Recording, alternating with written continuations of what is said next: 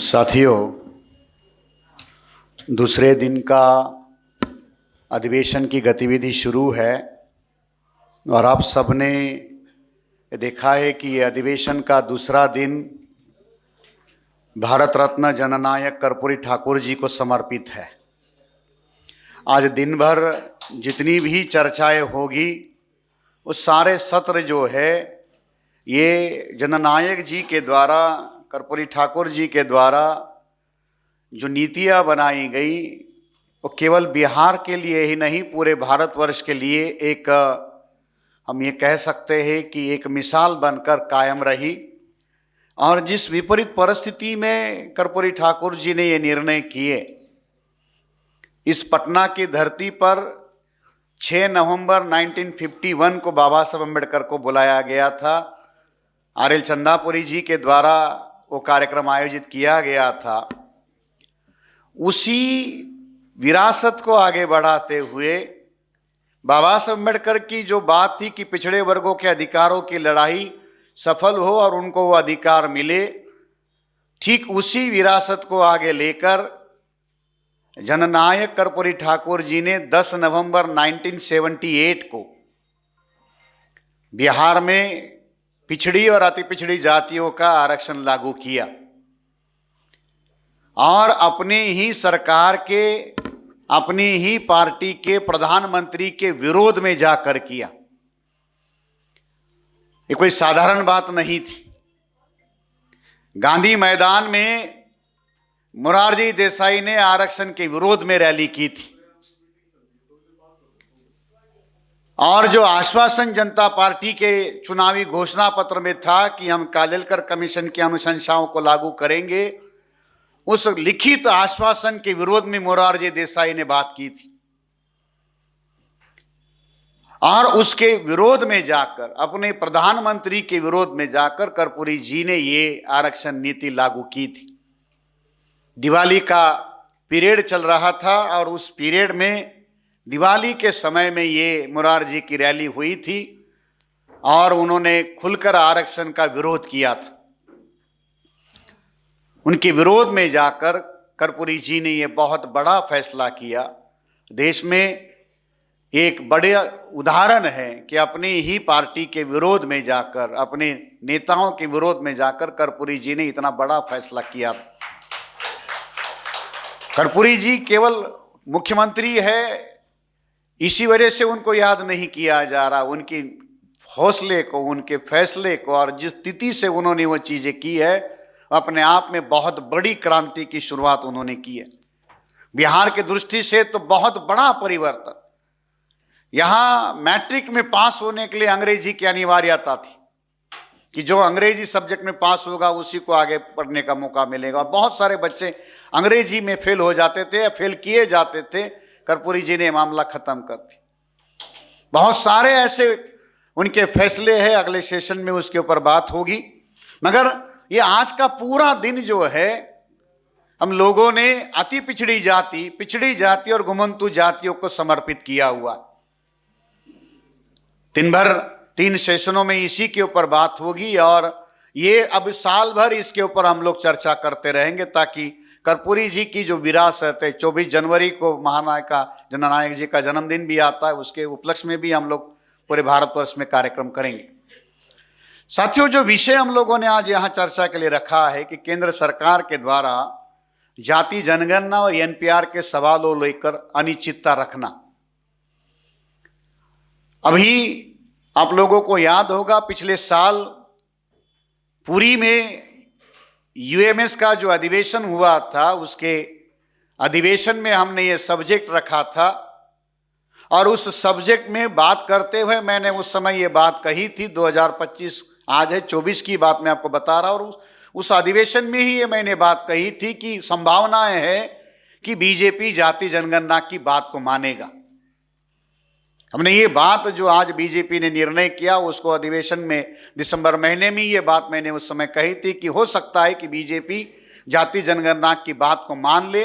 और मानने के कारण भी मैंने उस समय बताए थे कि ये संभावना क्यों है, तो बीजेपी जिन नीतियों पर काम कर रही है, जिस तरीके की उसकी रणनीति है, उसके आधार पर वो जाति जनगणना के मामले को लेकर आगे बढ़ेंगे। और वही हुआ 30 अप्रैल को आनन फनन में रेल मिनिस्ट्री जिनके नियंत्रण में है, या जो रेल मिनिस्टर है अश्विनी वैष्णव के द्वारा एकाएक जो है ये घोषणा की गई और ये कहा गया कि कैबिनेट का ये फैसला हुआ है कि हम कास्ट सेंसस करेंगे। ये फैसला भी एक अचानक से आया हुआ फैसला था, कोई ऐसी परिस्थिति मीडिया में नहीं लग रही थी, मगर उससे 8-15 दिन पहले आपको याद होगा पहलगाम में हमला हुआ था। और जब पहलगाम में आतंकी हमला हुआ, लोगों को पहलगाम के अंदर आकर आतंकियों के द्वारा मारा गया, सवाल खड़े हुए कि इतनी बड़ी घटना हुई, कौन उसके जिम्मेदार है, क्या हुआ। उससे पहले पुलवामा की घटना हुई थी और फिर सवाल खड़े हो रहे थे, और उन सारे सवालों के बीच में एकाएक जाति जनगणना की घोषणा की गई। तो जो पहलगाम का जो मामला था वो पीछे पड़ गया और जाति जनगणना के मुद्दे पर चर्चाएं शुरू हुई। और वो चर्चाएं तो शुरू हुई कि जाति जनगणना की बात होगी, 27 में जाति जनगणना की जाएगी। अब लगभग उस घोषणा को भी 8 महीने पूरे हो चुके हैं। 30 अप्रैल को यह घोषणा हुई थी और अब लगभग आज 29 दिसंबर है, 2 दिनों के बाद साल खत्म हो जाएगा। 8 महीने पूरे हो गए हैं, मगर इन 8 महीनों के बाद में भी सेंट्रल गवर्नमेंट के द्वारा यह स्पष्ट नहीं किया गया कि जाति जनगणना होगी तो कैसे होगी। आम जनगणना के सवाल होते वो तो सवाल रहेंगे ही रहेंगे, मगर जब पहली बार लोगों को 80 साल बाद, आजादी के 80 साल बाद जब लोगों को जनगणना में जाति पूछी जाएगी तो कैसे पूछी जाएगी, उसका तरीका क्या होगा, यह सरकार अभी भी स्पष्ट नहीं कर रही।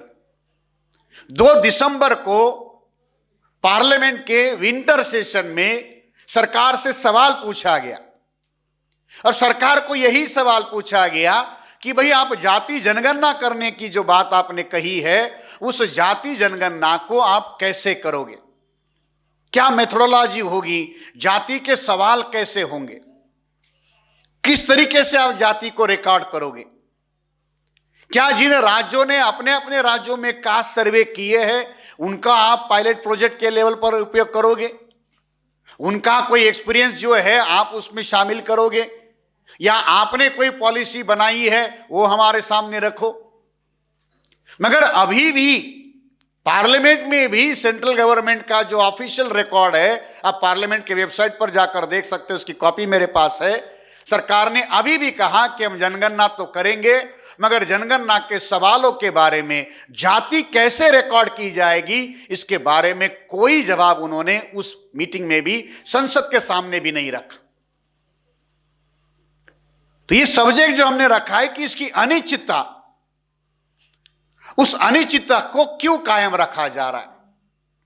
इस देश में सेंसस एक्ट के तहत ये व्यवस्था की गई है, 1948 का जो सेंसस एक्ट है, इसमें यह बहुत स्पष्ट रूप से कहा गया है कि जैसे जनगणना का कार्यक्रम सरकार को गैजेट में लाना पड़ता है, उसे नोटिफाई करना पड़ता है, पब्लिक डोमेन में देना पड़ता है, ठीक उसी तरीके से जनगणना में पूछे जाने सवालों को भी गैजेट में पब्लिश करना पड़ता है।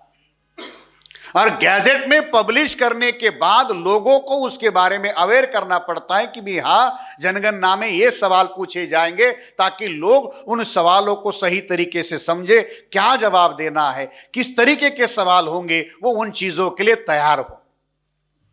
नोटिफाई करना पड़ता है राष्ट्रीय गैजेट में, सेंट्रल गवर्नमेंट का जो भारत सरकार जो गैजेट है उसमें पब्लिश करना पड़ता। मगर सरकार अभी जनगणना की अंतिम प्रक्रिया में आ चुकी है, मगर फिर भी उसको वो स्पष्ट नहीं कर रही है। तो इसका मकसद क्या है, क्या यह तरीका क्यों अपनाया जा रहा है? क्या सरकार जाति जनगणना के नाम पर हमारी मांग जो है केवल उस मांग का समर्थन कर रही है, मगर उसके मकसद को खत्म कर रही है? जाति जनगणना अपने आप में कोई बड़ी क्रांति नहीं है, ये तो बस जो हुआ है उसका एक सबूत के रूप में चाहने की जरूरत है। जैसे किसी को हार्ट में प्रॉब्लम हो गया है, ईसीजी निकाला, सिटी स्कैन किया, एमआरआई किया तो थोड़ा और ज्यादा विस्तार से जानकारी मिलती है, प्रमाणित जानकारी आएगी, उसके लिए ये सारी कोशिश। तो सरकार इस जाति जनगणना के मकसद को, उसका जो मूल उद्देश्य है, उसे स्पॉइल करने के काम में लगी है। अब जाति रिकॉर्ड करनी है तो कैसे रिकॉर्ड करनी है, उसका मकसद, इस सवाल को मैं आपको समझाना चाहता हूं कि जाति के सवाल की गंभीरता क्या है।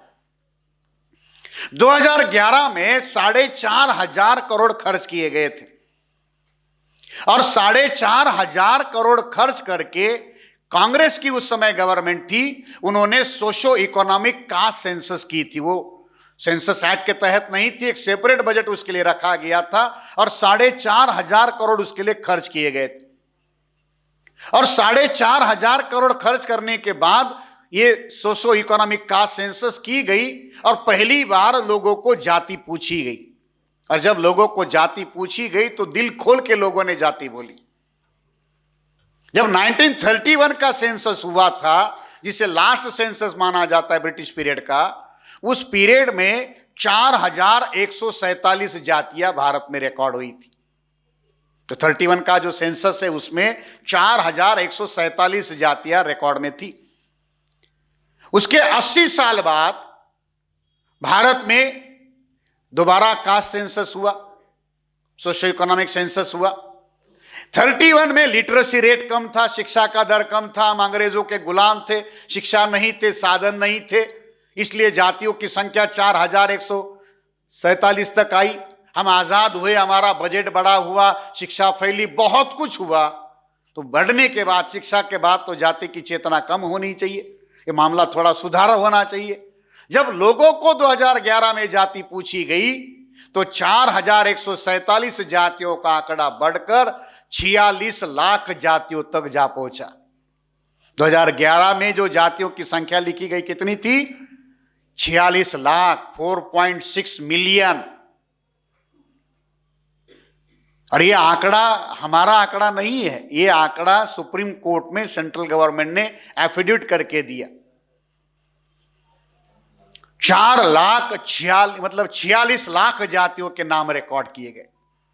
अब 2025 में सरकार ने कहा कि हम जनगणना करेंगे, 27 में जनगणना होगी, और अगर 2011 में 46 लाख जातियों के नाम आए तो 25 में कम होंगे या ज्यादा होंगे? अगर इसी तरीके से किए तो इन्फ्लेशन रेट जो बढ़ता है उसी तरीके से अगर उसको जोड़ा जाए तो क्या होगा? तो जातियों की संख्या जो है ये और ज्यादा, मतलब जिसका कोई मूल्य नहीं होगा, उस आंकड़ों का कोई मूल्य आपके हित में नहीं होगा, ये उसका मूल कारण। बिहार में सर्वे किया, सरकार ने नोटिफाई करके जिन जातियों को गिना 215 जातियां थी। बिहार का कास्ट सर्वे रिपोर्ट अगर आप पढ़ेंगे, बिहार के कास्ट सर्वे में स्टेट गवर्नमेंट ने जो कास्ट सर्वे किया 215 जातियों को उसमें नोटिफाई किया हुआ है। अब जब सरकार 2011 में यह कह रही कि 46 लाख जातियों के नाम थे और मिनिस्ट्री ने जिसके द्वारा यह सर्वे किया गया उसने पार्लियामेंट में भी यह बात कही कि यह डाटा 99% एक्यूरेट है। पार्लियामेंट रिकॉर्ड में यह बात कही गई है कि ये जो डाटा 46 जातियों का है वो 99% एक्यूरेट है। अब कैसे रिजर्वेशन पॉलिसी लागू होगी? कैसे उसको आप कहोगे कि भाई ये होने वाला है और वो सही दिशा में जाएगा? इसलिए हमने सवाल खड़े किए कि भाई अगर आप कास्ट सेंसस करना चाहते हो तो कौन सी लिस्ट को फॉलो करोगे? 3 सवाल मैंने जो उस समय उठाए थे, अभी भी आप अगर पढ़ोगे जो एनपीआर का जो हमने पॉम्पलेट निकाला है उसमें 3 सवाल लिखे कि कैसे आप करोगे। पहला, जो लोग बोलेंगे वो लिखोगे, तो जो लोग बोलेंगे वो लिखेंगे तो क्या है, यहां हर जाति ऊंचा उठना चाहती, हर जाति जो है अपने आप को ऊंचा उठाना चाहती, क्षत्रिय बनना चाहते, ब्राह्मण बनना चाहती, राजपूत बनना चाहती, बहुत सारी ऐसी जातियां। और वो जातियां जब आगे बढ़ती है तो उन जातियों के नाम भी उनसे तरह से हो जाते।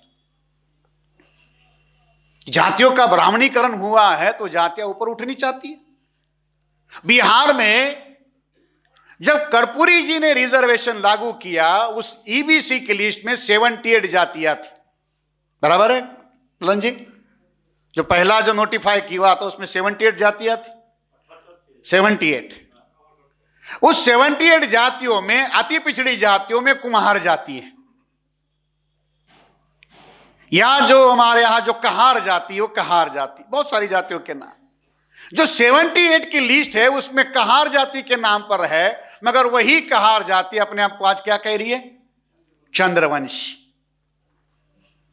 हो गया। वो जो कहार है वो अपने आप को क्या कह रहे? चंद्रवंशी। तो चंद्रवंशी हो गए। आप हरियाणा के साइड जाएंगे, उत्तरी भारत में जाएंगे तो जो कारपेंटर जो है, बढ़ई जो है, तिरखान जो है, पंजाबी जो तिरखान होते हैं, ये अपने आप को क्या कहते हैं? जांगीड़ कहते, जांगीड़ ब्राह्मण कहते, शर्मा टाइटल लगाते। विश्वकर्मा जो अपने आप को कहने वाली जो जातियां है, वो विश्वकर्मा कहने वाली जातियां भी अपने आप को ब्राह्मण घोषित करती है, शर्मा घोषित करती है, सीधा ब्रह्मा के साथ संबंध जोड़ दे बीच में किसी का। कुम्हार प्रजापति हो गए। कुम्हार जो है वो क्या हो गए? प्रजापति, ठेठ ब्रह्मा के साथ। वर्ण व्यवस्था ब्रह्मा ने पैदा की है तो सीधा ब्रह्मा के साथ ही रिश्ता जोड़ना, बीच में किसी के साथ। वर्ण व्यवस्था बनाई किसने? ब्रह्मा ने। तो सारे मुख से पैदा होने के लाइन में लगे हुए। सारे कहां से पैदा होना चाहते हैं? ब्रह्मा के मुख से पैदा हो। अब प्रजापति हो, राजवंशी हो, चंद्रवंशी हो, बहुत सारी ऐसी जातियां पिछड़ों में। यहां नाई जाति के हमारे साथी आए, वो ठाकुर टाइटल लगाते, नाई ब्राह्मण लिखते, शर्मा लिखते। ये कानपुर में पंडित रेवती प्रसाद शर्मा नाम के एक सज्जन थे। जब साइमन कमीशन भारत में आया तो ये पंडित रेवती प्रसाद शर्मा साइमन को मिलने के लिए गए। पिछड़ी जातियों का नुकसान कहां से हो रहा मैं आपको बता रहा हूं, जनगणना के साथ उसका क्या संबंध। जब वो साइमन कमीशन कानपुर में आया, शिवदयाल सिंह चौरासिया तंबोली जाति के आदमी साइमन को कह रहे थे कि हम बैकवर्ड है, हमको अधिकार दे दो। उसी कानपुर से पंडित रेवती प्रसाद शर्मा, नाई जाति के आदमी, ब्राह्मणों के वेश में, तिलक लगाया हुआ है, जनेऊ डाला हुआ है, ब्राह्मण जैसे धोती पहनते वैसे धोती पहनकर मार्च करके साइमन को मिलने के लिए गए और साइमन को जाकर कहा कि हम ब्राह्मण हैं। नाई जाति के लोगों ने साइमन कमीशन को जाकर कहा कि हम लोग ब्राह्मण हैं। तो साइमन कमीशन के लोगों ने कहा ब्राह्मण तो सुप्रीमो है, तो ब्राह्मण को अधिकार की क्या जरूरत है। ये पंडित रेवती प्रसाद शर्मा जी ने शर्मा बनाने का एक बहुत बड़ा अभियान शुरू किया। बहुत सारी पिछड़ी जातियां अपने नाम के आगे शर्मा लगाती है। ये शर्मा संस्कृत के शर्मन धातु से निकला हुआ है और शर्मन का मतलब है काटने वाला। शर्मन का मतलब है काटने वाला। यज्ञों में ब्राह्मण गाय काटते थे तो गाय काटने वाले ब्राह्मण को शर्मा कहा जाता था। जो गाय काटने का काम करता था, जो बूचर है, उसे क्या कहते थे? शर्मा। तो नाई है, कारपेंटर है, बढ़ई है, दर्जी है, जो काटने का काम करने वाले लोग हैं, उन्होंने सोचा कि अगर काटने वालों को शर्मा कहते तो हम भी काटने का काम करते, हम भी शर्मा बन जाएंगे। वो शर्मा बन गए। तो जब से पिछड़ी जाति के लोगों ने अपने नाम के आगे शर्मा लगाना शुरू कर दिया, ब्राह्मणों ने शर्मा टाइटल छोड़ दिया। पिछले साल हम लोग पुरी में थे। कार्यक्रम खत्म होने के बाद में हम लोग अपने कार्यक्रम के स्थल पर जा रहे थे। विजय गायकवाड़ जी और उनका परिवार और हम लोग एक ही ऑटो में बैठे हुए थे। जो टेम्पो टोटो चलता है ना, या इलेक्ट्रिक, वो टोटो चलाने वाला लड़का, मैं उससे बात किया और उसको पूछा तुम किस जाति के हो? उसने कहा मैं साहू हूं। मैंने कहा मैं भी महाराष्ट्र का साहू हूं। थोड़ा बात बढ़ा नहीं है तो कुछ तो बात करनी चाहिए। मैंने कहा मैं भी महाराष्ट्र का साहू हूं। तो बोले कौन से साहू हो? मैंने कहा कितने साहू होते? मैंने कहा मैं महाराष्ट्र का तेली हूं। तो बोला नहीं नहीं, आप हमारे वाले साहू नहीं हो। उड़ीसा में 2 प्रकार के साहू हैं। मैंने कहा फिर ये दोनों का अंतर कैसे पता चलता है? तो वो टाइटल लिखने में स्पेलिंग में बदलाव करते। वहां जो खंडायत कम्युनिटी है, वो खंडायत जो है, जो धर्मेंद्र प्रधान है, कैबिनेट मिनिस्टर है, वो खंडायत। वो खंडायत जो साहू है, किसान साहू जो है, वो अपने आप को ऊंचा उठाने के लिए अंग्रेजी के स्पेलिंग में SAHOO लिखते हैं। वो साहू मतलब जो है वो खंडायत वाला साहू। और जो तेली जाति का जो साहू है वो अपना नाम का स्पेलिंग एस से एच यू लिखता है। दोनों का स्पेलिंग एक ही हो गया, शब्द एक ही हो गया, स्पेलिंग बदल दिया गया, डबल ओ से वो ऊंचा हो गया, डबल जीरो लगा लिया। एक जीरो से काम नहीं चला, डबल जीरो लगाकर साहू ऊपर उठ गया और उसने कहा कि नहीं हम वो वाले साहू हैं। और जो यस एच यू लगाता है साहू, उसी जाति का साहू टाइटल लगाने वाला वो पिछड़ा हो जाता। अंग्रेजों को भी पता नहीं था कि हमारे स्पेलिंग से जातियां पैदा होती, अल्फाबेट से जातियां पैदा होती। मैं हैदराबाद में फील्ड वर्क कर रहा था। हैदराबाद में हम एजुकेशन डिपार्टमेंट के डायरेक्टर को मिलने के लिए गए, सेक्रेटरी लेवल का अधिकारी था। महाराष्ट्र में या नॉर्थ इंडिया में मकान बनाने वाली एक जाति जो कंस्ट्रक्शन का काम करते, मेसन वर्क का काम करते, उसे बेलदार कहते, राजमिस्त्री का काम कर रहे हैं। बैकवर्ड क्लासेस में जाति आती है। और वो बेलदार कम्युनिटी जो है, जो कंस्ट्रक्शन का काम करती, ईंटें वगैरह मकान बनाने का काम करती है, उस जाति का तेलंगाना, आंध्र प्रदेश में, उस समय आंध्र प्रदेश यूनाइटेड था, उसका नाम वहां उप्पल है। उनको उप्पल बोला जाता है। वो आदमी बाबा साहब अम्बेडकर से नाराज था। एजुकेशन डिपार्टमेंट का डायरेक्टर, आईएएस अधिकारी, बाबा साहब से नाराज किस बात से था कि बाबा साहब ने लिस्ट तो बनाई मगर हम लोगों को सबसे नीचे रख दिया। एक आईएएस अधिकारी बाबा साहब से नाराज था। नाराज किस लिए था कि बाबा साहब ने हमारे ऊपर बहुत अन्याय कर लिया, ये हमसे ज्यादा ताकतवर है, हमारे ऊपर रख दिए, इतनी जातियां हमारे सर पर चढ़ा दी और हमको जाति की लिस्ट में क्या कर दिया, नीचे रख दिया। एक आईएएस ऑफिसर एजुकेशन डिपार्टमेंट का। मैंने कहा अगर आप इसी वजह से बाबा साहब से नाराज हो कि बाबा साहब ने आपके जाति को नीचे के नाम में रख दिया, तो आपको फांसी अगर किसी को चढ़ाना है तो अंग्रेजों को चढ़ाना पड़ेगा। क्यों? क्योंकि उन्होंने अल्फाबेट में यू को पीछे रख दिया। ये गलती बाबा साहब की नहीं, गलती किसकी है? अंग्रेजों की है कि अल्फाबेट्स में एबीसीडी से शुरू होते होते यू नीचे आता है और उस लिस्ट को अल्फाबेटिकली बनाया जाता है। इस वजह से आपके जाति का नाम नीचे आया है। और नाम ऊपर नीचे आने से कोई फर्क नहीं पड़ता, रिजर्वेशन सभी को समान मिलता है। एक आईएएस केवल इसी वजह से बाबा साहब से नाराज था क्योंकि हमको जाति की लिस्ट में नीचे डाल दी। अब जिन लोगों को यह पता ही नहीं है कि उनकी जात उस कास्ट के सेंसस में किस तरीके से रिकॉर्ड होगी और वो जो मन में आया अगर वो बोल दे तो क्या परिस्थिति होगी। महाराष्ट्र में या दक्षिण भारत में गोत्र लगाने की परंपरा नहीं है, मगर उत्तरी भारत में जातियां गोत्र लगाती। गोत्र लगाने वाली जातियां अपने नाम के आगे गोत्र लगाकर अगर वो चलाएगी, क्या परिस्थिति होगी। इसलिए हमने सवाल पूछा है कि अगर आप कास्ट सेंसस करना चाहते हो, किस तरीके से कास्ट रिकॉर्ड करोगे। लोग जो कहेंगे वो अगर ऐसा है तो ये सैबोटेज हो गया। नंबर 2, अगर लिस्ट फॉलो करना चाहते हो तो कौन सी, स्टेट की लिस्ट या सेंट्रल की लिस्ट। अब शेड्यूल कास्ट और ट्राइब के लिए यह समस्या नहीं है क्योंकि स्टेट और सेंट्रल की शेड्यूल कास्ट और ट्राइब की लिस्ट एक ही है। यह समस्या किन लोगों के लिए है? बैकवर्ड क्लासेस के लोगों के लिए, ओबीसी के लिए। क्यों? क्योंकि ओबीसी की स्टेट और सेंट्रल की अलग अलग लिस्ट। बहुत सारे राज्यों के पास में स्टेट की लिस्ट ही नहीं है। आप दिल्ली स्टेट का उदाहरण लीजिए। दिल्ली नेशनल कैपिटल है, ऑल इंडिया के लोग दिल्ली में रहते हैं। कितने लोगों को जानकारी कि दिल्ली स्टेट के पास अपनी खुद की ओबीसी की लिस्ट नहीं है। जहां संसद है, जहां ये लागू होता है, उस स्टेट के पास, दिल्ली स्टेट के पास ओबीसी की लिस्ट नहीं है। अब दिल्ली स्टेट के जाति की लिस्ट बनानी है, ओबीसी की लिस्ट लिखनी है, वहां के जातियों का, ओबीसी का, स्टेट का लिस्ट ही नहीं है। भारत के बहुत सारे राज्यों में ओबीसी के लिस्ट का पछड़ा पड़ा हुआ है, कैसे रिकॉर्ड होगा। महाराष्ट्र का मैं एग्जांपल आपको देता हूं। महाराष्ट्र में ओबीसी नोमैडिक ट्राइब की 410 जातियां हैं, मगर सेंट्रल का जो लिस्ट है, उस सेंट्रल के लिस्ट में केवल 260 जातियां, 150 जातियां उसमें नहीं। कि हमारे कुछ साथी हाल ये वासिम से लिंगायत कम्युनिटी के कुछ साथी आए, मुझे जानकारी मिली। महाराष्ट्र में लिंगायतों की जो सबकास्ट है, सारी सबकास्ट को ओबीसी की सेंट्रल की लिस्ट से बाहर निकाला गया। लिंगायत एक बड़ी संख्या में महाराष्ट्र में लोग हैं, उस स्टेट में ओबीसी में आते हैं, मगर सेंट्रल की लिस्ट में लिंगायतों को ओबीसी की लिस्ट से बाहर निकाल के रखा हुआ है। धनगर कम्युनिटी नोमैडिक ट्राइब की एक बहुत बड़ी कम्युनिटी है। 27 सबकास्ट नोमैडिक ट्राइब में धनगर जाति की है।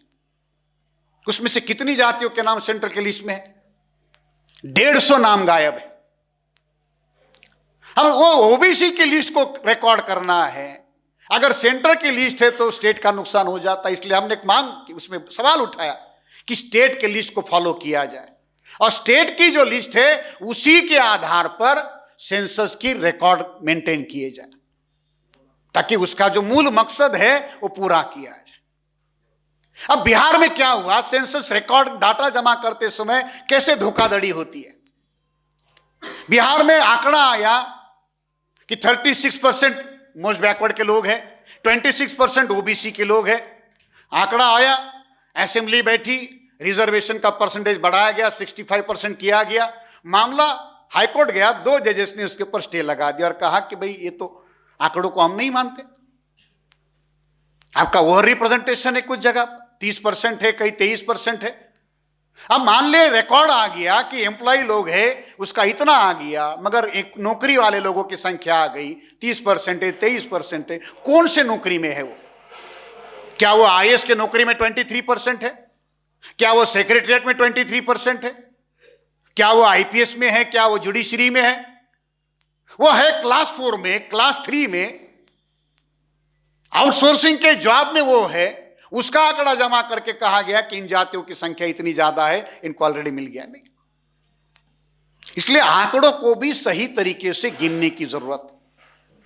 सरकार इस मामले में जो षड्यंत्र कर रही है वो षड्यंत्र ये है कि जाति जनगणना की बात करती रहेगी, चर्चा करती रहेगी, मगर गिनती के सवाल को छुपा कर रखा जाएगा, ताकि जब सवाल नहीं होगा, रिकॉर्ड का तरीका स्पष्ट नहीं होगा, तो आंकड़ा जमा भी हो गया तो भी उसका सही उपयोग काम करने लायक नहीं होगा। इतना ज्यादा कंफ्यूजन होगा कि खुद लोग ही कहेंगे अरे हमने क्या कर दिया, भाई देखो इतना लाखों का आंकड़ा आ गया, अब ये क्या काम करेंगे। एक होता है खाना खाने से पहले वेस्ट करना, और एक होता है खाना पकाने में इतनी गड़बड़ी पैदा कर दो कि बनने के बाद में भी वो खाने लायक ना। आपकी सहमति बनाई जाए, भाई हम तो खीर पकाएंगे, आपको खीर खानी है, हम खीर पकाएंगे, मगर खीर पकाते समय खीर में क्या डालेंगे, दूध आपका होगा, चावल आपका होगा, सब चीज होगी, मगर उसको कैसे मिक्स करना है, क्या करना होगा, वो तरीका हमारा होगा। बनने के बाद में भी वो खाने लायक नहीं होगी। ये प्रक्रिया करने का षड्यंत्र का तरीका है। दूसरा उसके साथ जुड़ा हुआ गंभीर सवाल क्या है, नेशनल पॉपुलेशन रजिस्टर। जनगणना के रिकॉर्ड में या जनगणना के कानून में व्यवस्था है कि सेंसस का डाटा नॉन ट्रांसफरेबल होता है। वो डाटा किसी भी दूसरे काम के लिए लिया नहीं जा सकता, इवन इफ जुडिशरी के लिए भी रिस्ट्रिक्शंस है। तो इतना ज्यादा जनगणना के डाटा को संरक्षण है कि उस डाटा का मिसयूज नहीं हो सकता, उसको बहुत गंभीरता से सुरक्षित रखा जाता। तो सरकार को एनआरसी करनी थी। सरकार के सामने संकट था कि जनगणना का डाटा हम ले नहीं सकते, तो कोई दूसरा अल्टरनेट करना होगा। तो दूसरा अल्टरनेट करने के लिए सरकार ने 2003 में सिटीजनशिप अमेंडमेंट एक्ट में बदलाव किए, और सिटीजनशिप अमेंडमेंट एक्ट में बदलाव करके उसमें एनपीआर एनआरसी जोड़ दिया। और एनपीआर की पॉलिसी 2003 के सिटीजनशिप अमेंडमेंट एक्ट के तहत भारत में लाई गई। 6 बार नागरिकता का कानून बदला गया, 6 बार। ये कोई आज चलने वाली प्रक्रिया नहीं, 6 बार इसे बदला गया। 3 बार कांग्रेस ने बदला, 3 बार बीजेपी ने बदला। और 2003 के कानून में जब एनपीआर जोड़ा गया, उस एनपीआर में यह कहा गया कि हम भारत में रहने वाले लोगों का रजिस्टर बनाएंगे। तो रजिस्टर बनाएंगे तो अच्छी बात है, हमने भी रजिस्ट्रेशन किया, कोई गलत बात है नहीं। तो रजिस्टर बनाएंगे और उस रजिस्टर में 2 प्रकार का रिकॉर्ड रखेंगे। कौन? पिछले 6 महीनों में या आने वाले 6 महीने में भारत में रहने वाले लोग कौन होंगे, सिटीजन भी होंगे और नॉन सिटीजन भी होंगे, दोनों का रिकॉर्ड रखेंगे। और फिर ये कहा कि वो जो डाटा है एनआरसी के लिए, एनपीआर का डाटा हम यूज कर सकते। और ये एनपीआर जो 2003 के कानून में बीजेपी ने बनाया था, वो एनपीआर 2010 में कांग्रेस उसे अमल करके लाई। आज जैसे एसआईआर की प्रैक्टिस बहुत बड़े पैमाने पर लोगों के सामने है, लोग विजिलेंट है, मीडिया में उसकी चर्चा है, लोग सतर्क है। 2010 में जब एनपीआर किया गया, यहां बैठे हुए किसी को भी खबर नहीं होगी कि 2010 में एनपीआर की जानकारी हमारे घरों से ली गई। और यह करने के लिए सरकार ने क्या किया, 2010 में एनपीआर की जानकारी, सेंसस का जो पहला फेज होता है हाउस लिस्टिंग, उस हाउस लिस्टिंग के साथ की। जो हमारे बहुत सारे टीचर भी यहाँ आए हुए हैं, उन्होंने ही 2011 में किया होगा, उनको भी पता नहीं होगा कि एनपीआर क्या है, कैसे हो रहा। फॉर्म भर लिए, सारा डाटा जमा कर लिया, 2010 में हुआ। फिर 2015 में बीजेपी ने उसे अपडेट किया और 2018 में उसका 100% डिजिटलाइजेशन हुआ। और फिर सारा डाटा जब डिजिटलाइज किया गया, उसके बाद 2019 में सीएए लाया गया, सिटीजनशिप अमेंडमेंट एक्ट उसके बाद आया और देश भर में उसको लेकर बहुत बड़े पैमाने पर हंगामा हुआ। और सरकार ने यह कहा कि हम नागरिकता के कानून में संशोधन कर रहे हैं ताकि भारत के बाहर जो पड़ोसी मुल्क है, पाकिस्तान है, अफगानिस्तान है, बांग्लादेश है, नेपाल है, श्रीलंका है और जो दूसरे पड़ोसी मुल्क है जहां मुसलमानों की आबादी ज्यादा है या अन्य धर्मों की आबादी ज्यादा है, वहां के हिंदुओं को प्रताड़ित किया जा रहा है, उन हिंदुओं को इस कानून के तहत हम नागरिकता देंगे। यह कहकर यह कानून लाया गया 2019 में। लगभग 6 साल से ज्यादा समय हो गया। पार्लियामेंट में सेंट्रल गवर्नमेंट को सवाल पूछा गया कि इन 6 सालों में आपने कितने लोगों को, जो भारत के बाहर वाले हिंदू लोग थे, जो प्रताड़ित हिंदू थे, उनको आपने नागरिकता दी। यूनियन मिनिस्टर जो है होम मिनिस्ट्री के, स्टेट मिनिस्टर नित्यानंद राय और ये जो यही बिहार के लोग, जब इनको पूछा गया, होम मिनिस्ट्री को पूछा गया, नित्यानंद राय को पूछा गया कि भाई बताओ कितने लोगों को, कितने हिंदुओं को आपने नागरिकता दी, तो उन्होंने छाती चौड़ा करके कहा हजारों लोगों को दिया। फिर पूछा हजारों मतलब कितने हजारों, 1000, 2000, 5000, 10,000, हजारों का मतलब कितना होता है? 1000 से लेके कई लाख हजार होता है। तो नित्यानंद राय ने जवाब दिया, हजारों को दिया इतना पता है, मगर कितने हजार ये पता नहीं। यहां उड़ीसा के लोग आए हैं। अभी पिछले हफ्ता भर पहले उड़ीसा स्टेट गवर्नमेंट ने 35 लोगों को सिटीजनशिप अमेंडमेंट एक्ट के तहत नागरिकता दी। 35 लोगों को उड़ीसा में। उड़ीसा के लोगों को जानकारी है या नहीं मुझे पता, मगर 15 दिन पहले की बात है, केवल 35 लोगों को उड़ीसा में इस एक्ट के तहत नागरिकता दी गई। अहमदाबाद गुजरात में 140 लोगों को नागरिकता दी गई। साल भर गिना जाए तो यह 800 से ऊपर का आंकड़ा नहीं। लाखों करोड़ों हिंदुओं को नागरिकता देने के नाम पर जो प्रोपेगेंडा किया गया, मिली कितने को? उड़ीसा में 35, गुजरात में 150 से नीचे। अब यह कह रहे हैं कि हम दुनिया भर के हिंदू जो प्रताड़ित थे, इनको भारत में नागरिकता देंगे। मैं आपको और एक दूसरी बात बताता हूं, पिछले 12 सालों में 2012 से लेकर 2025 तक भारत के 20 लाख लोगों ने भारत की नागरिकता छोड़ी।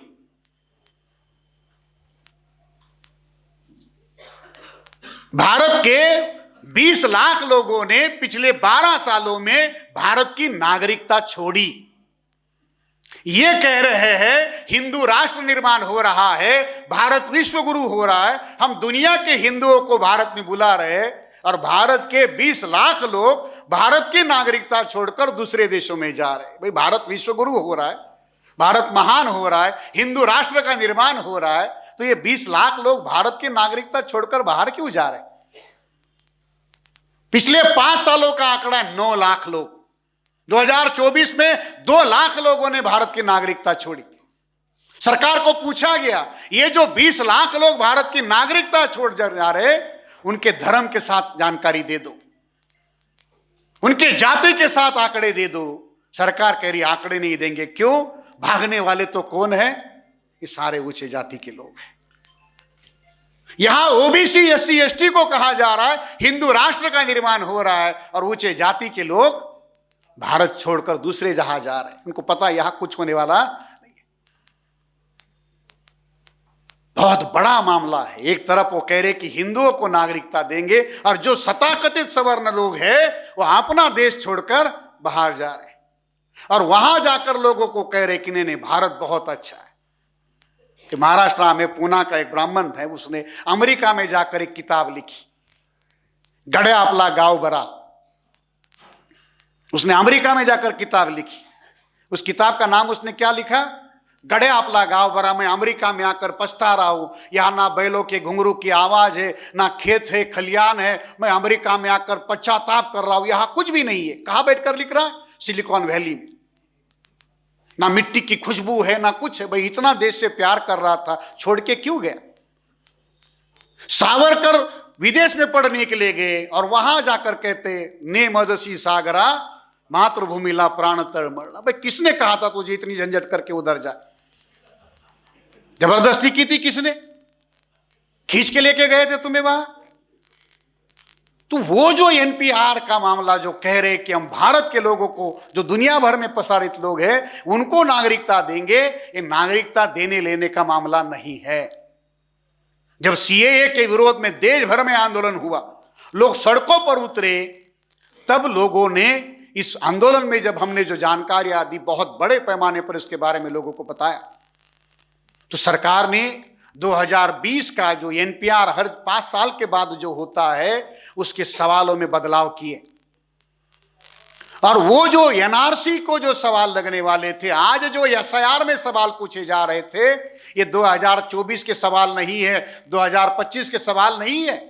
यही सवाल जो आज बिहार में पूछे गए, यही सवाल जो उत्तर प्रदेश में, बंगाल में पूछे गए, ये सवाल 2020 में एनपीआर में पूछे गए थे।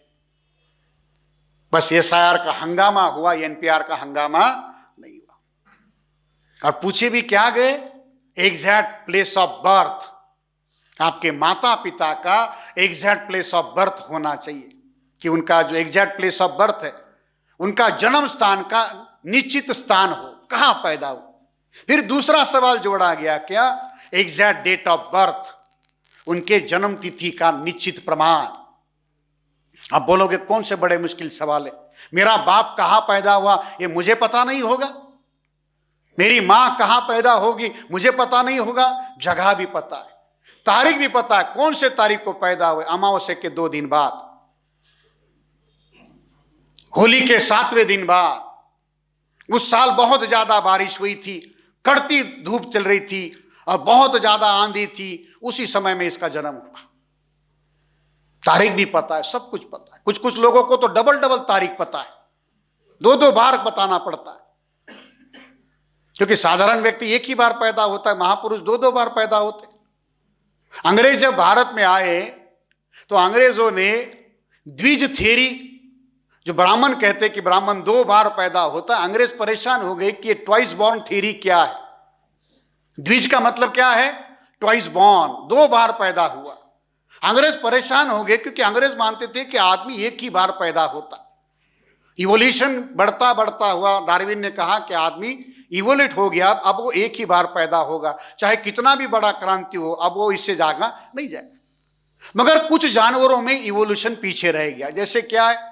मुर्गी के घर में डायरेक्ट मुर्गा पैदा नहीं होता, मुर्गी पैदा नहीं होती। पंछियों में अभी भी कुछ चीजें पिछड़ी है, तो पंछियों में डायरेक्ट बच्चे पैदा नहीं होते। उनके यहाँ क्या पैदा होते हैं?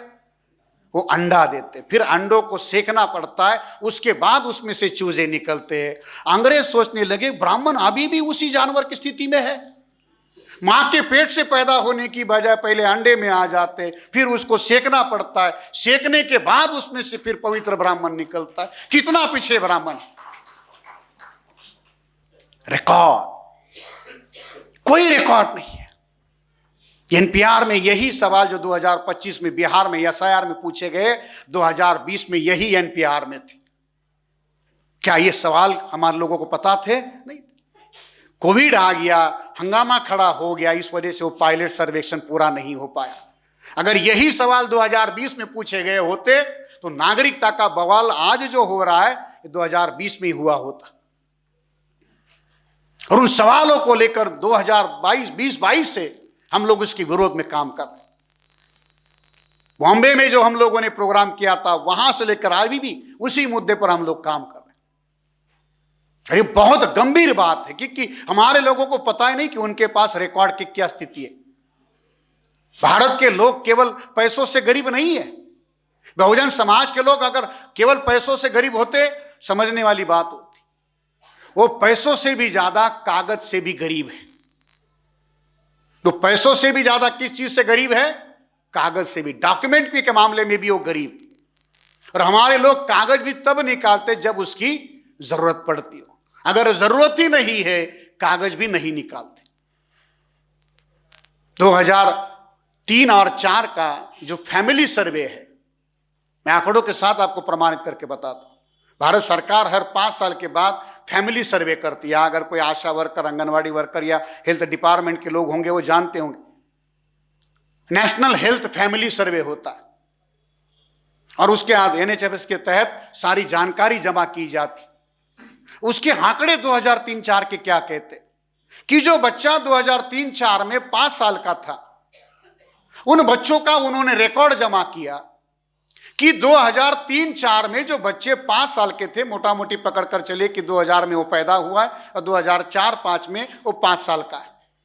जो बच्चा 2004-5 में 5 साल का है, उसका रिकॉर्ड सरकार ये कहती है अगर 100 बच्चे पैदा हुए 2005 में जो 5 साल के हैं, उन 100 बच्चों में से केवल 27 बच्चों के पास ही बर्थ सर्टिफिकेट है।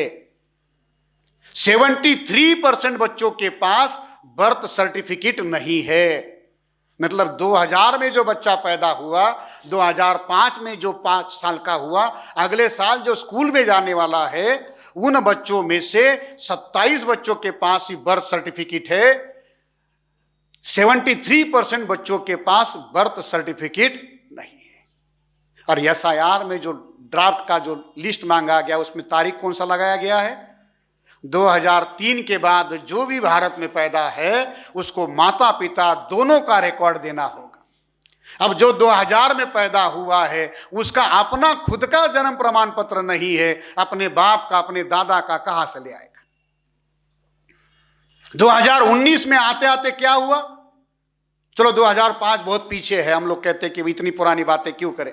2019-20 का आंकड़ा आपको मैं बता दूं। Schedule caste, schedule tribe, OBC, अगर इनके घरों में 100 बच्चे पैदा है और जो 2019-20 में 5 साल के हैं, उन बच्चों में 100 बच्चों में से 40 बच्चों के पास बर्थ सर्टिफिकेट नहीं है। पिछले 10 सालों का आंकड़ा है।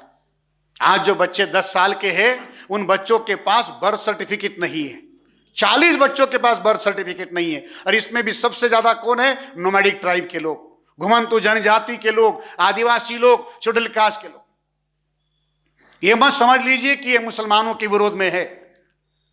SIR बंगाल में आया तो बहुत सारे लोगों को लगा अब तो मुसलमानों का नंबर लग ही जाएगा, और आप देखते मुसलमान कैसे छूटते। SIR का बंगाल का रिकॉर्ड ये कहता है, जो बॉर्डर एरिया है, मुर्शिदाबाद है, वहां जो लगा हुआ जो एरिया है, जो बांग्लादेश का बॉर्डर एरिया है, मालदा है, जहां सबसे ज्यादा मुस्लिम पॉपुलेशन है, उन कॉन्स्टिट्यूंसीज में, उन जिलों में SIR में मुसलमानों का जो लिस्ट से बाहर निकलने का जो परसेंटेज है, वो स्टेट एवरेज से नीचे है।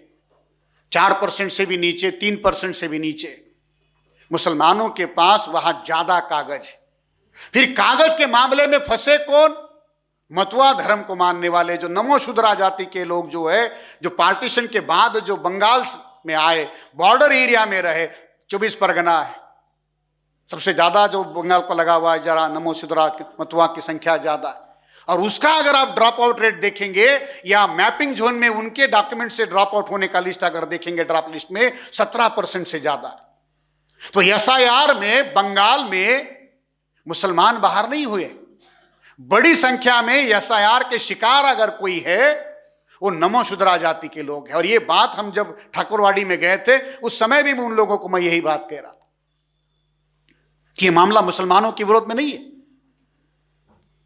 तो ये NPR और SIR हो, CAA हो, ये नागरिकता देने का मामला नहीं है,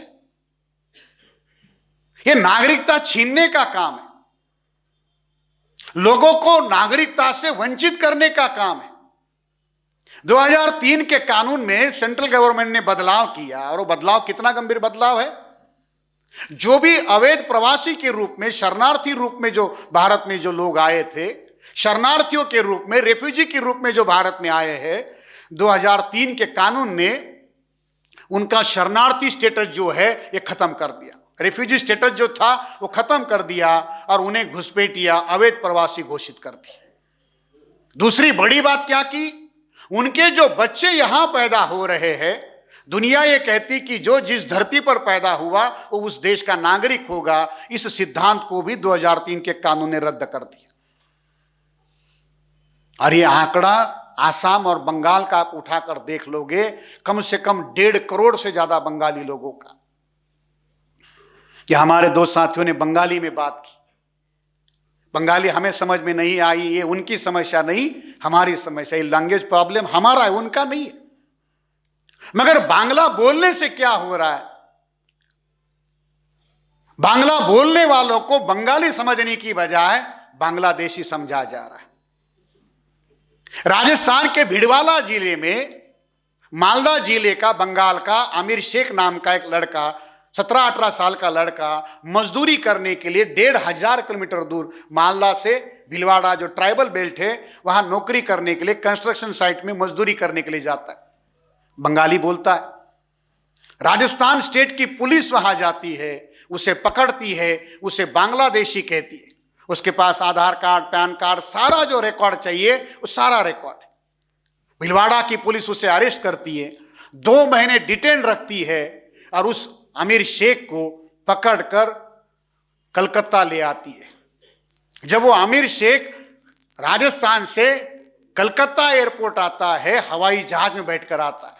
जिंदगी में हर आदमी की इच्छा होती कि हवाई जहाज का सफर कर ले, मगर जब वो 18 साल का लड़का, हाथ में बेड़िया डालकर उसे हवाई जहाज में बिठाया गया। जब वो पहली बार हवाई जहाज में बैठा तो उसके हाथ में क्या थी, बेड़िया थी। हाथ पांव में बेड़िया डालकर उसे हवाई जहाज से कलकत्ता लाया गया, और कलकत्ता लाने के बाद में भी उसे बंगाल गवर्नमेंट के हवाले नहीं किया गया, बीएसएफ के हवाले किया गया। और बीएसएफ वालों ने जेसीबी का जो लोडर होता है, जिससे मिट्टी उठाई जाती, कचरा उठाया जाता है, उस लोडर में डालकर उसे बांग्लादेश के बॉर्डर के बाहर फेंक दिया। ये उस आर्मी शेख के साथ हुआ। अब वो भारत सरकार की जो बॉर्डर सिक्योरिटी पुलिस है, बीएसएफ है, उसको कहती पीछे आए तो गोली मार देंगे। बांग्लादेश की जो सिक्योरिटी करने वाली जो वहां व्यवस्था है उसे बॉर्डर गार्ड कहते। हमारे यहां बीएसएफ कहते, वहां क्या कहते हैं, बॉर्डर गार्ड कहते। बॉर्डर गार्ड वालों ने कहा हमारी इधर आए तो तुझे गोली मार देंगे।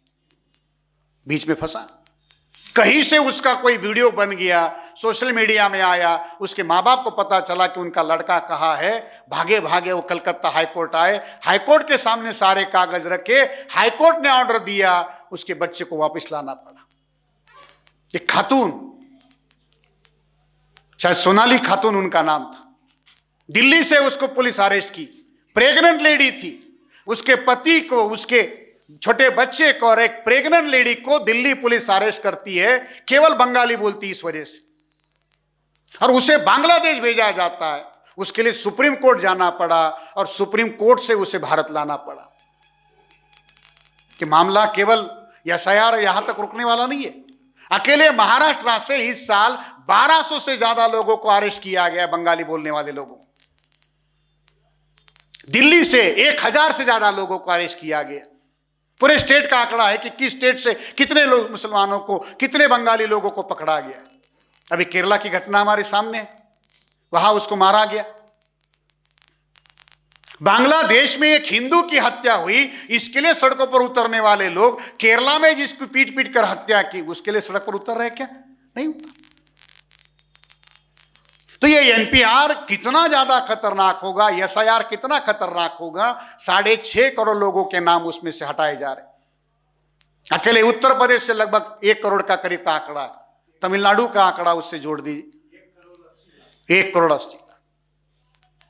ये कोई साधारण बात नहीं है। ये एनपीआर एसआईआर क्या है? सरकार ये कह रही कि देश में घुसपैठी आ गए, चलो बहस के लिए मान लिया जाए। अब घुसपैठिए आए हैं, कुछ भी फॉरेन एलिमेंट है, राष्ट्र की सुरक्षा की जिम्मेदारी है। हर राष्ट्र का यह अधिकार है कि वो अपने नागरिकों की पहचान करे, इसमें कोई गलत बात नहीं। मगर ये प्रक्रिया क्या है? अगर मान लीजिए कि यहां कोई विदेशी तत्व है और उसे निकालना भी है तो उसकी प्रक्रिया होनी चाहिए। मान लीजिए कि चावल खाने से पहले, चावल पकाने से पहले उसे साफ करना पड़ता है, तो चावल साफ करने का मतलब है चावल चुनना। तो चावल चुनने की प्रक्रिया क्या होती है? चावल से ढूंढ ढूंढ कर कंकर बाहर निकालना। ये एनपीआर, एसआईआर क्या है? चावल चुनना है। मगर चावल चुनने की प्रक्रिया अलग है। यहां कंकर नहीं चुने जा रहे, एक एक चावल का दाना उठाकर बाहर फेंका जा रहा है। एक चावल उठाया, देखा ये चावल है, उसे बाहर फेंक दिया। ऐसे करते करते पूरा चावल बाहर फेंक दिया और थाली में जो बचे 2-4 कंकर, कहा कि भाई हाँ देखो, हमने कंकर ढूंढ लिए। अब 4 कंकर ढूंढने के नाम पर पूरा चावल बर्बाद कर दिया जिसको पकाकर खाना था। मान लो जंगल में शेर घुस गया है, आदमखोर शेर घुस गया है, उसको पकड़ना है, इतना बड़ा जंगल है, कहां उसे पकड़ेंगे? ऐसा करते पूरे जंगल को ही आग लगा देते, जंगल ही जल जाएगा, शेर भी जल जाएगा, अपने आप सारा मामला खत्म हो जाएगा। तो बहुत ज्यादा गंभीर मामले साथियों इसके साथ जुड़े हुए हैं। इसकी गंभीरता हमारे कार्यकर्ताओं को समझने की जरूरत है। कागज के नाम पर लोगों की नागरिकता छीनी जाएगी। और आप कितने भी कागज लेके जाओ, आधार कार्ड, सुप्रीम कोर्ट में गए, बिहार के एसआईआर के मामले में गए, मैं बिहार के लोगों को बोल बोलकर थक गया कि सुप्रीम कोर्ट कितनी भी आप वहां जाकर बहस करो, वो केवल लिप सिंपैथी करेगा, आपके मामले में कोई सहानुभूति की बात नहीं होगी, कोई रिलीफ नहीं मिलेगा। और सुप्रीम कोर्ट ने कल परसों कह दिया कि आधार नागरिकता का प्रमाण नहीं माना जाएगा। तो हमारे पास जो कागज है, खुद सरकार ही उसको नागरिकता के प्रमाण नहीं मानते। अब तो पासपोर्ट को भी कहा गया है कि उसको भी हम लोग प्रमाणित नहीं मानेंगे। तो कागज जमा करने से इसका समाधान होगा क्या? चुनाव आयोग ने 11 कागजों की लिस्ट दे दी कि ये कागज होंगे तो हम आपको देंगे। आपको पता भी नहीं होगा कि आपको कैसे इसके लिए तैयार किया गया। कास्ट सर्टिफिकेट के लिए कितने साल पुराना रिकॉर्ड मांगा जा रहा है? 67 साल पहले वाला, 3 जनरेशन वाला पहले, कि भाई जिसको जाति प्रमाण पत्र चाहिए उसको क्या करो, कम से कम 3 जनरेशन वाला पुरावा लेके आओ, सबूत लेके आओ। तो कागज छानबीन करने की प्रक्रिया बहुत पहले से शुरू कर दी गई थी। अब सरकार इस एनपीआर के सवालों को लेकर भी कंफ्यूजन रख रही है। ये जो विवादात्मक सवाल है, माता पिता का जन्म स्थान, उनकी जन्म तिथि, ये सवाल अभी भी अधूरे हैं। इसलिए हमने उसमें सवाल कहा है कि अगर ये सवाल एनपीआर के साथ है तो उन सवालों को सरकार स्पष्ट करे ताकि लोग इसके मामले में सतर्क रहें। क्यों? मेरी दी हुई जानकारी अगर मेरे ही विरोध में इस्तेमाल हो रही है तो मैं जानकारी क्यों दूं? भारत के संविधान ने यह अधिकार मुझे दिया है। चैप्टर 3 में फंडामेंटल राइट में बाबा साहब अम्बेडकर ने व्यवस्था की है। वो व्यवस्था क्या है? किसी भी व्यक्ति को अपने ही विरोध में गवाह बनाने के लिए फोर्स नहीं किया जा सकता। उसको कॉन्स्टिट्यूशनली ये प्रोटेक्शन है। ये जिम्मेदारी स्टेट की है कि वो ढूंढे कि इस देश में नागरिक कौन है, विदेशी कौन है। सरकार अपना काम करने की बजाय लोगों को कह रही है कि तुम साबित करो कि तुम भारत के नागरिक हो। अरे कैसे? इसलिए जब हमने बंगाल में आंदोलन शुरू किया या एनआरसी सीए के विरोध में आंदोलन चलाया था तो हम लोगों ने एक टैगलाइन बनाई थी। टैगलाइन क्या थी? हम भारत के लोग, तुम बाहर के लोग। एक टैगलाइन हमने बनाई थी, हम भारत के लोग। हम जो है ये भारत के लोग हो और तुम कौन हो? भारत के नहीं, बाहर के हो। जो बाहर के लोग हैं वो अंदर का जो मूल निवासी है उसकी नागरिकता मांगने का काम कर रहे, नहीं देंगे। इसलिए एनपीआर, सीएए, इसके लिए कोई कागज जुटाने की बात हम लोग नहीं कह रहे। जो पॉम्पलेट भी हमने निकाला वो इसलिए नहीं निकाला कि लोग कागज जमा करते बैठे, नहीं। कागज इसका समाधान नहीं है। जिन लोगों को पकड़ा गया उनके पास सारे कागज थे, फिर भी कागज नहीं माने गए। हम तो ये कह रहे कि अगर आप सीएए करना चाहते हो, एनआरसी करना चाहते हो, तो उसको कागज के आधार पर करने की बजाय, डॉक्यूमेंट के आधार पर करने की बजाय डीएनए के आधार पर कर। मोहन भागवत कह ही रहा है हिंदू मुसलमान का डीएनए एक है। तो भागवत जी चलो तुम्हारे घर से शुरुआत करते हैं, एक बूंद खून तुम दे दो, एक बूंद हमारे किसी भी आदमी का ले लो। हम ये नहीं कह रहे कि केवल ओबीसी का ले लो, बहुजन समाज के किसी भी आदमी का ले लो, जो तुमको सही लगे, तुम्हारे दृष्टि से जो कट्टर हिंदू है उसका ले लो। जो सनातनी अपने आप को कहता है, कट्टर हिंदू कहता है, उसका डीएनए ले लो और तुम्हारा डीएनए ले लो, एक झटके में एनआरसी हो जाएगी। पता चल जाएगा कि विदेशी कौन है। तो ये एनपीआर, एनआरसी, सीएए ये केवल नागरिकता के पहचान तक जुड़ा हुआ मामला नहीं है, लोगों को सब्जुगेट करने का मामला। इतने बड़ी संख्या में लोगों को स्टेटलेस नहीं कर सकते, नागरिकता के अधिकारों से वंचित नहीं कर सकते, मगर लोगों के अंदर डर का माहौल पैदा कर सकते, लोगों को डरा कर रखने का काम कर सकते। अब जिन लोगों के नाम वोटर लिस्ट से हटाए गए, बिहार में 45 लाख से ज्यादा का आंकड़ा है, अभी भी उसका स्टेटस क्लियर नहीं है, उनको कोर्ट कचहरी करनी पड़ेगी। मैं जब आसाम में गया, हम आसाम के 6 जिलों में घूमे जहां सबसे ज्यादा एनआरसी के पीड़ित लोग थे।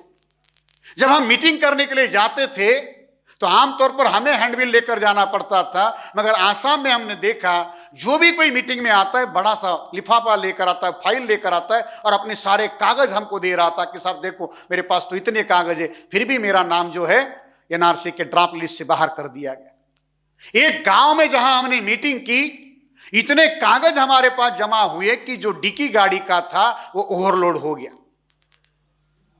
लोग कागज लेकर घूम रहे, कागज लेकर घूम रहे। लोगों को लग रहा है कि कागज से इसका समाधान होगा, नहीं, कागज इसका समाधान नहीं। भाई कागज तो राम के पास में भी नहीं थे, कागज तो राम के पास में भी नहीं थे, बगैर कागज के राम को जमीन मिल गई। कोई कागज था राम के पास? दशरथ के पास कोई कागज था कि अयोध्या के फला फला हॉस्पिटल में मेरे बेटे का जन्म हुआ? नहीं। इस डॉक्टर ने मेरे बेटे का डिलीवरी किया, ऐसा कोई है? केवल आस्था के आधार पर राम को वो जमीन दी गई। अब सुप्रीम कोर्ट का कानून इस देश का, सुप्रीम कोर्ट का फैसला इस देश का कानून माना जाता। 1000-1500 रुपए लगेंगे प्रिंट आउट निकालने के लिए कि राम मस्जिद में पैदा हो गए, इस वजह से मस्जिद राम के नाम पर हो गई, उसकी प्रिंट आउट निकाल लीजिए। सुप्रीम कोर्ट के फैसले जब तक संविधान में संशोधन करके बदले नहीं जाते तब तक वो कानून माने जाते। बराबर है ठाकुर साहब? वो सुप्रीम कोर्ट के ऑर्डर की कॉपी निकाल लीजिए और आपके बेटे का जन्म जिस किसी अस्पताल में हुआ है उस अस्पताल पर केस ठोक दीजिए, मेरा बेटा इस अस्पताल में पैदा हो गया, ये अस्पताल मेरे बेटे के नाम पर करना चाहिए। अगर राम को मस्जिद मिल सकती है तो मेरे बेटे को हॉस्पिटल जरूर मिलना चाहिए। मेरे पास तो डिलीवरी का बिल सर्टिफिकेट भी है, कारपोरेशन का बर्थ सर्टिफिकेट भी है। फिर लोग कहेंगे नहीं नहीं तुम्हारा बेटा थोड़ी हुआ था, मेरा भी बेटा यही हो गया था। तो बहुत सारे हॉस्पिटल के ऊपर दावे आ सकते हैं। तो पूरा हॉस्पिटल नहीं, कम से कम जिस खटिया पर मेरी बीबी लेटी थी वो खटिया तो मेरे बेटे के नाम पर कर देनी चाहिए, ये केस बनाना पड़ेगा। ये राम के पास कौन से कागज थे? कबीर साहब ने आज से 600-700 साल पहले कागज इनकार कर दिया था।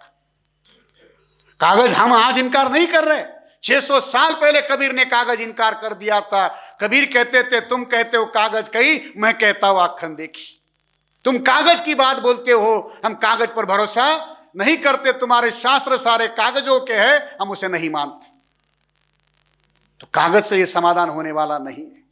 साथियों ध्यान रख लीजिए, दुनिया में कोई भी नीति जो बनाई जाती है वो नीति लोगों को अधिकार देने के लिए बनाई जाती है। कोई भी कानून बनाया जाता है वो लोगों को एम्पावर करने के लिए बनाया जाता है। इसलिए भारत के संविधान ने जो कानून बनाए आज हमको एम्पावर कर रहे हैं, मगर यहां की सरकारें कानून बनाकर लोगों के अधिकार छीन रही है। कानून अधिकार देने के लिए होता है, अधिकार छीनने के लिए नहीं। इसलिए कानून का राज जो है वो क्या है? कानून का राज का मतलब है इंसाफ कायम कर। इसलिए मामला केवल बंगाली लोगों का नहीं है, ये मामला केवल बिहार या जिन राज्यों में एसआईआर हुआ है उनका ही नहीं, पूरे देश भर में अराजकता फैल जाएगी। अब जो नागरिक ही नहीं है उसको आरक्षण देने की जरूरत है क्या? जो नागरिक ही नहीं है उसके साथ बराबरी का व्यवहार करने की जरूरत है क्या? आप अपने ही देश में विदेशी घोषित कर जाओगे, नहीं माना जा सकता। इसलिए इनका बहुत ताकत के साथ विरोध करने की जरूरत है। अब विरोध करने का मतलब क्या है? बगैर जानकारी का समर्थन हासिल हो सकता है? बगैर जानकारी के इसके लिए बेदारी पैदा हो सकती है? नहीं। मुसलमानों के पास जानकारी है, मुसलमान इस जानकारी का उपयोग करके अपने कम्युनिटी में बहुत बड़े पैमाने पर जानकारी दे रहे। मगर जो गैर मुसलमान है, ओबीसी है, एससी है, एसटी है, नमोशूद्राज है, बहुत सारी हमारे ऐसी जातियां है, इनके पास सीएए क्या है, एनपीआर क्या है, कास्ट सेंसस क्या है, इसकी कोई जानकारी नहीं है। अब जिसके पास जानकारी नहीं है वो आसानी से दुश्मन के षड्यंत्र में फंस जाएगा। इसलिए उनको जानकार बनाना यह हमारा काम है। इसलिए लड़ाई बहुत बड़े पैमाने पर लड़ने की जरूरत है। ये मत समझ लीजिए कि उन्होंने हमारी जाति जनगणना की बात मान ली इसलिए हम लोग जीत गए, नहीं। वो मान गए, इसी में षड्यंत्र है। अगर नहीं मानते तो हम कहते कि हमारी मांग बराबर थी। वो मान गए हैं, इसी वजह से डाउट पैदा हो रहा है। जो 80 साल से इनकार कर रहे थे अचानक मान गए, ये भी संदेह पैदा करता है। क्यों? क्योंकि वो जानकारी जमा करेंगे, घोषित ही नहीं करेंगे, जानकारी को सैबोटेज करने का काम करेंगे। इसलिए इन मूल्यों के ऊपर साथियों बहुत बड़े पैमाने पर काम करने की जरूरत है। मैं ऐसे मानता हूं कि इन चीजों को अगर समझना है, लोगों को फैलाना है, तो ये जिम्मेदारी बामसेप और यूनिटी ऑफ मूल निवासी समाज के कार्यकर्ताओं की बहुत बड़े पैमाने पर है।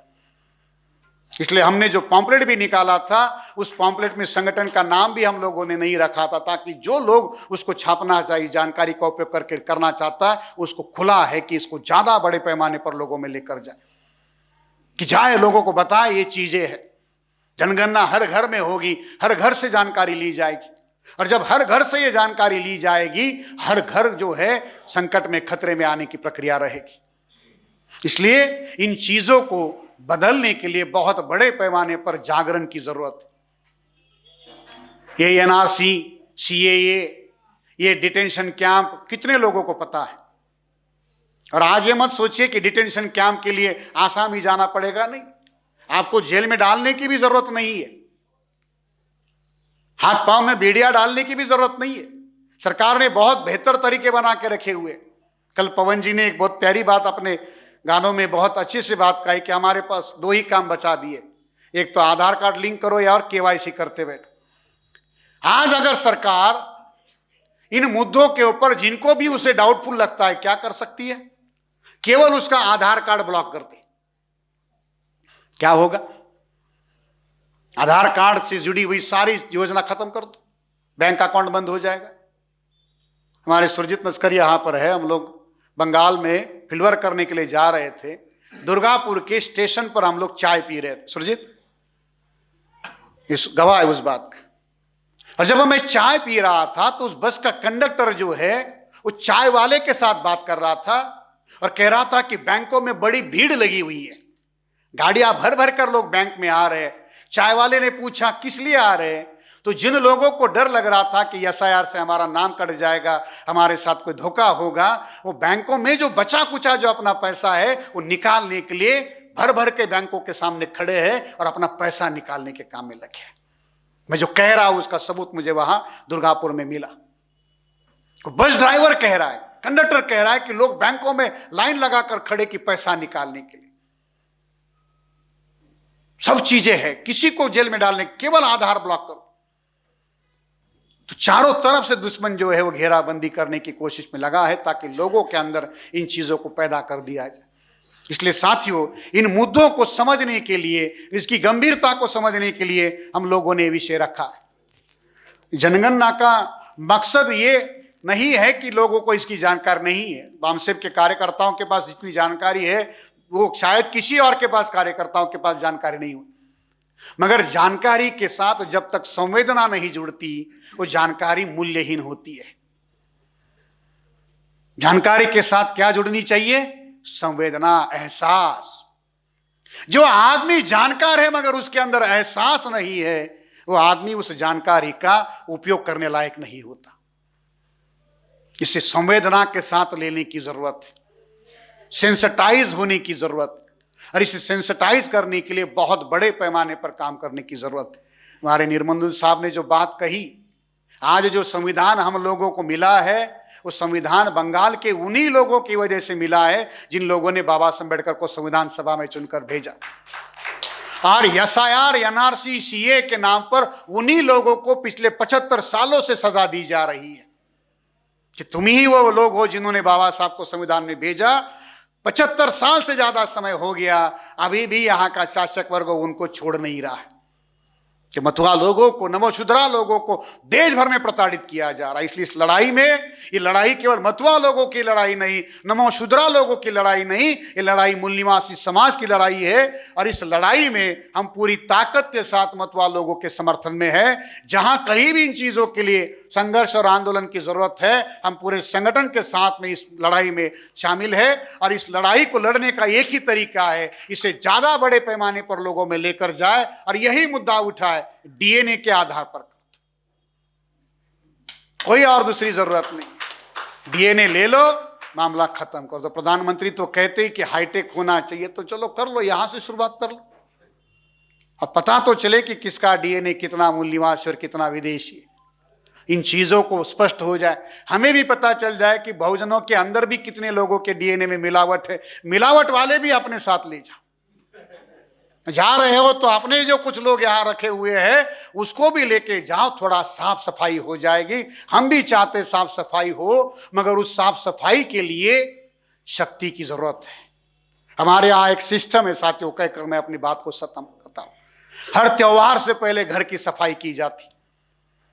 जो भी कोई बड़ा त्योहार हो, उस त्योहार से पहले हम लोग क्या करते हैं? घर की सफाई करते। तो एक बहुत बड़ा त्योहार, एक बहुत बड़ी क्रांति स्वर्णिम भारत के निर्माण की हम लोग कर रहे हैं। उस स्वर्णिम भारत के निर्माण से लिए बहुत बड़ी शक्ति और ऊर्जा की जरूरत है। उस काम में बहुत बड़ी सफाई की भी जरूरत है, मगर सफाई करने के लिए शक्ति की जरूरत होती है। वो केवल कहने से सफाई नहीं होगी, उस लायक करना होगा। सम्राट अशोका ने 60,000 लोगों को बाहर निकाला था। सफाया तो सम्राट अशोका ने शुरू की थी सफाई, 60,000 लोगों को निकाला था। वो सफाई अभी भी बाकी है। ये मौका है सफाई करने के लिए, अपने आप को तैयार करो। उसके लिए जितना जद्दोजहद करो, जितनी जद्दोजहद करके लोगों में जाकर इस बात को फैला सकते हो, फैलाने का काम करना होगा। आप लोग करोगे, इसी आशा और विश्वास के साथ साथियों कार्यक्रम रखा गया। आप लोगों ने मुझे सुना, आपका आभार, धन्यवाद।